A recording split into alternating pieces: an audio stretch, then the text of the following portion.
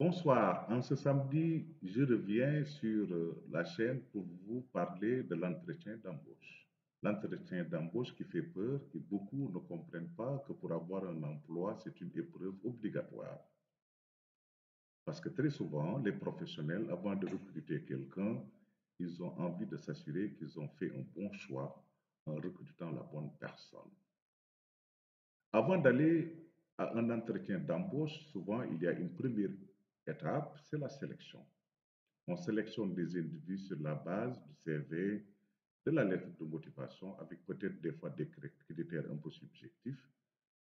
Mais quand vous êtes sélectionné, vous êtes obligé par moment de passer par l'entretien d'embauche avant d'être recruté. Et très souvent, quand il y a un poste, on peut recruter, sélectionner 10 personnes et au finish, le poste est pourvu au meilleur. Dans cette vidéo, nous tenterons de vous montrer comment faire pour être le meilleur choix pour un recruteur à travers 10 astuces.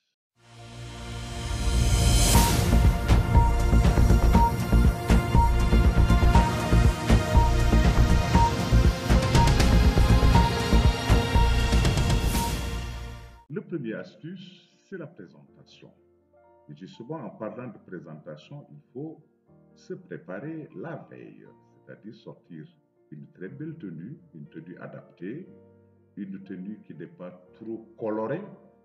C'est important de tout faire pour faire un bon mariage des couleurs et se sentir bien dans votre tenue. Et attention aussi à votre coiffure. Très souvent, on dit en management que la tenue inspire confiance et respect.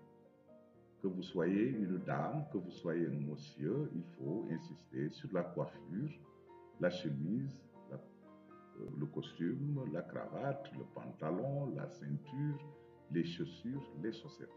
En tout cas, quand on se présente bien, votre interlocuteur, il a envie de vous regarder, il a envie de vous voir et ça vous met en valeur. C'est pourquoi d'ailleurs, quand vous arrivez au lieu où doit se dérouler l'entretien, c'est le moment de vous remettre en ordre, revoir votre chemise si c'est bien fait, revoir un peu vos chaussures. Vous essayez encore une fois de plus de vous concentrer parce que vous allez maintenant aller à l'étape de rencontre avec l'interlocuteur. Deuxième astuce, le premier contact. Très souvent, vous entrez dans une salle, les recruteurs sont assis, ils vous regardent à travers votre démarche, à travers votre tenue, et souvent le premier contact peut les amener à avoir confiance en vous. Ils ont l'impression d'avoir quelqu'un qui a une forte personnalité parce que vous les avez regardés en les saluant, en leur disant bonjour, avec un ton assez calme. Mais quand ils vous donnent la main, essayez de les saluer de manière très franche, avec une salutation très chaleureuse.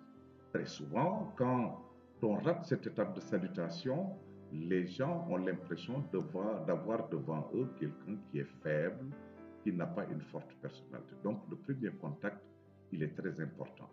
Le premier contact, justement, se termine quand vous devez vous asseoir. Ayez l'amabilité d'attendre qu'on vous demande de vous asseoir et vous tirez votre chaise pour vous asseoir de manière très confortable. Il ne faut pas être très arrogant, vous asseoir avant qu'on vous le demande. Ça, c'est des règles de préséance.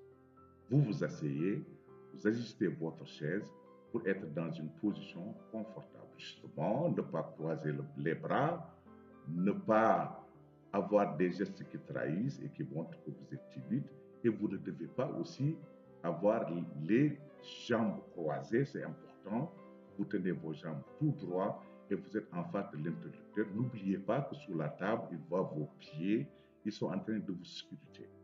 Troisième astuce, avant d'aller à un entretien d'embauche, il faut bien maîtriser votre projet personnel et professionnel. Le projet personnel, c'est ce que vous voulez devenir, alors que le projet professionnel, il va être construit à partir de votre diplôme, à partir de votre formation. Très souvent, on ne prend pas le temps de faire un projet personnel et professionnel, mais c'est très important parce qu'il vous met en valeur, il montre que vous avez développé vous-même un intérêt et une ambition pour un poste qu'on vous a proposé. C'est très bon avant de se lancer dans un entretien d'embauche de voir l'adéquation entre le poste et votre projet personnel et professionnel, ce qui vous fait rêver. Le projet personnel, c'est vrai, c'est ce qui vous fait rêver. Et ce rêve, très souvent, se transforme en passion. Et quand vous parlez, on sent que vous êtes passionné par un poste, vous êtes passionné par un métier, vous êtes passionné par une posture. Donc, avant d'aller à un entretien d'embauche, il faut bien revoir les contours de votre projet personnel et professionnel. Dans notre prochaine vidéo, on parlera certainement du projet personnel et professionnel parce que beaucoup de diplômés des écoles, que ce soit de grandes écoles ou des écoles de techniciens, ils ne sont pas bien préparés pour réussir cet entretien d'embauche et très souvent, c'est des déceptions accumulées et à la longue, vous pensez que vous êtes fait pour grossir les rangs du chômage. Quatrième astuce, vous avez déjà une bonne compréhension de votre projet personnel et professionnel. Il vous faut, avant d'aller à un entretien d'embauche, bien connaître le poste qui vous a été présenté à partir d'une fiche de poste, mais faire au moins une recherche sur Internet ou bien par le biais d'interviews pour connaître au moins l'organisation qui vous recrute. Et souvent, les gens ne perdent pas trop de temps avant d'aller à l'entretien d'embauche pour savoir il s'agit de quelle organisation, c'est quoi ses valeurs, c'est quoi sa culture, qui l'a fondée, on l'a fondée en quelle année, quel est son domaine d'activité.